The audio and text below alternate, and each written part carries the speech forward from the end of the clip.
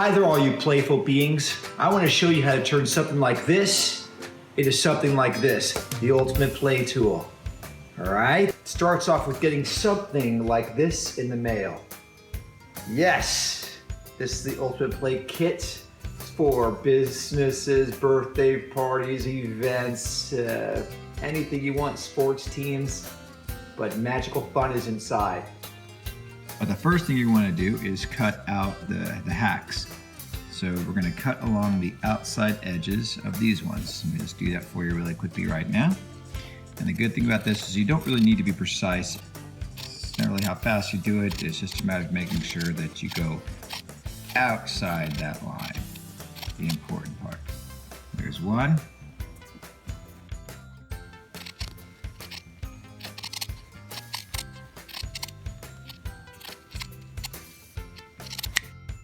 We got the two halves. Now it's clears out of the way. Now the next thing we want to do is take these and crease it along this inside dashed lines. All right, so this one you kind of want to do it pretty precise along there and crease it really well. When you crease it really well, it will help form the hack, so they come together pretty easily. So voila, one side is done. Now we take this other side and we do the same thing. Just crease along there, pinching it down along the whole inside dash. Done. Now you have both halves ready to go. Now on the printed up version, it's going to be a lot easier to see this, but you can follow this online at hackido.org. You're going to have this, you can download a stencil that's now the printed version. But what the printed version is going to have is these lines, all right? You have one long line and there's all these small little marker lines along the whole rest of the way. But right now we're concerned about these large lines. We have one over here, and the other side, it's the long way. Just give me another one right there. So they come together like this and form like a little T. Comes together like that with them like that. All right, so let's take our needle and thread. All right, when you thread the needle, you're going to go almost halfway. So we start right there and you come along with the two threads and then splits into one thread. You leave about, like about that much left over. Okay, so okay, now we're going to do this where we go through the hole right here, and you want to get a little bit of bite in the fabric right here. So this dot will help you show you where approximately you want your stitching to be at. And you come to the other side like that, and again, the fabric is together with this extra part tucked underneath. Okay, so we're going to pull the thread through the needle, and you can have like this much left over. And now we're going to do a square knot. All right, so a square knot is similar to tying your shoelace. So I have the smaller, the shorter side on up in front on the left, and then I tuck it underneath, pull it down, and then it comes in front on the right hand side, tucks around underneath, and pull that down. And now you have a square knot, it's a tight knot. So we're going to take this little excess part right here, and I go towards Australia, tuck it in right there. Okay, so this continent is going to form right here to form Australia. It doesn't matter which way you go. I like doing it that way. The most important part though is that you tuck this underneath, and your first stitch that we're going to do, our first blanket stitch, locks that extra thread inside right there, right? So now we're going to do your basic blanket stitch. So take the needle and thread. I hold it close by where I want to put the needle through. Again, the same depth, the precision thing. You can wiggle around in there and it has it come through.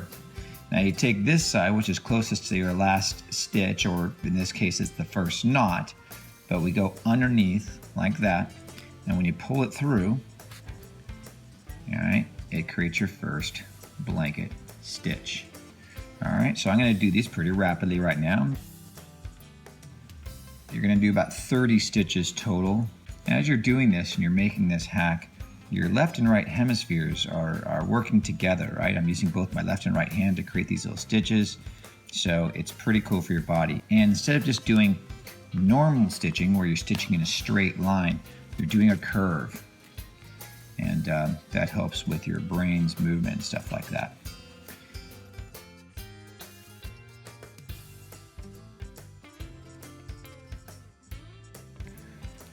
And then once you're done with it, you have created a two-dimensional object, two-dimensional objects, and then made one three-dimensional object out of it. So that also does something really good for your brain.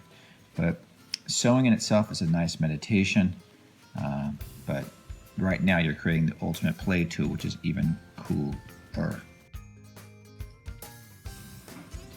These little lines right here will help you line up where you are when you're doing these along this corner, so they kind of line up and show you that you're doing good. Always remember when you're doing this to have the black lines showing up on top so that they're coming together. That's important, because if one of them strays underneath and you start going sideways on it and start doing it elsewhere, it's not going to become a round tool. It's going to really mess up. So make sure that you keep those black lines on top when you're doing it.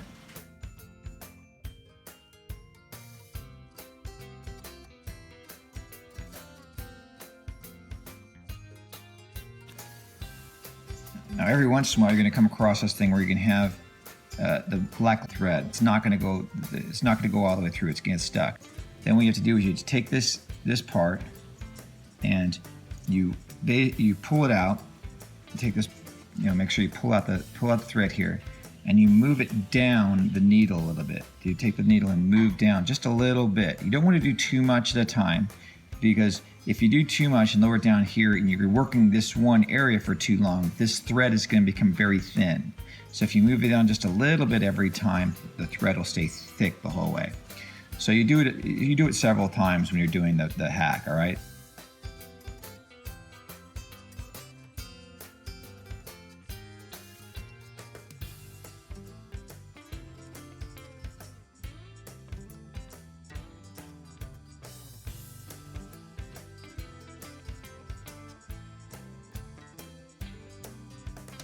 I do use a tapestry needle for safety, so it's not as sharp as a regular needle. And I use waxed nylon thread. The thread I use right here is a really strong waxed nylon thread. It's a lot more durable than regular thread.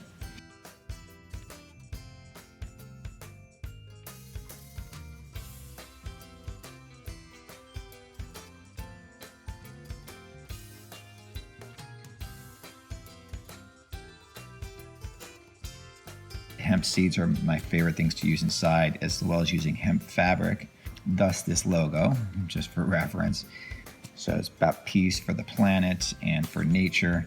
There's a bunch of symbology inside the hack. Lots of good stuff and intention behind making these things. Okay, so we're almost done here.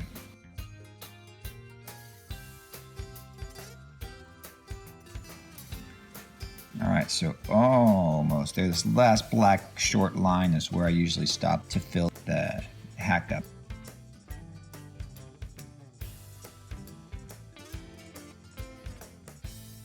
So right here, we're good to go at this point. They all line up really nicely. It's gonna look very nice.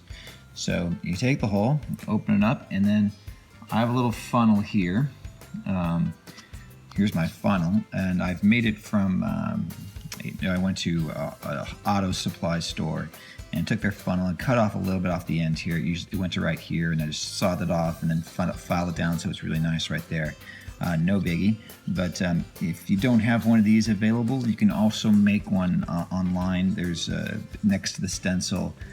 The instructions and the stencil are in the same place, but the stencil has a funnel, how to make a funnel on there as well. So if you take your hemp seeds, now I have hemp seeds in there, put them inside the hack right here. And this is the part where you have to kind of mess with your finger up in that side, and I grip in here and move it around. So I have my finger going on the top, moving it around and squeezing it around here just to get it filled up. All right. So it's slowly filling up. This takes a little bit of time, but and you don't have to fill it up all the way, but what you do want to do is you want to have it pretty filled up, because if you have too little, it'll break down too fast. And it's really not possible to get too much in there because you can't do it. But I filled up pretty hefty. So once I have it like that, that's plenty. I put those in there, and then of course some will fall out the side. That's no big deal. Shove them in there and then just start pinching it together. This will expand the bottom side right here, get these ones to really tighten up, and just push it in there and get this ready to go. So finish up with the stitches.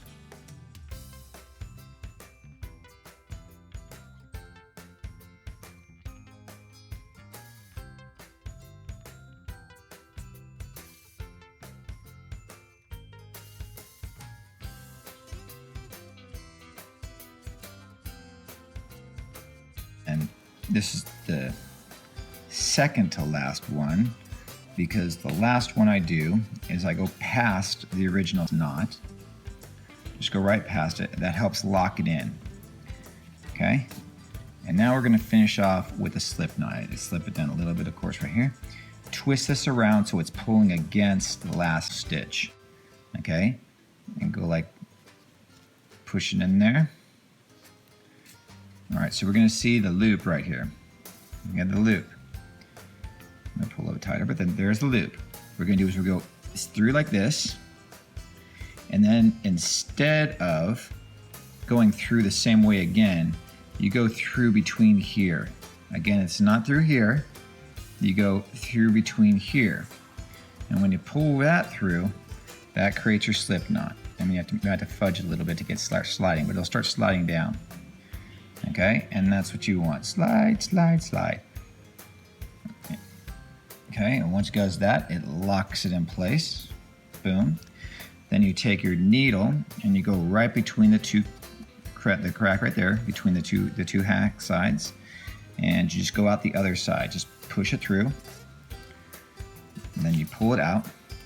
You can chug out a little bit, tighten it up a little bit, and then cut it. Boom. And then you can pull it in and it will slide inside, and that locks it in. All right, so there it is.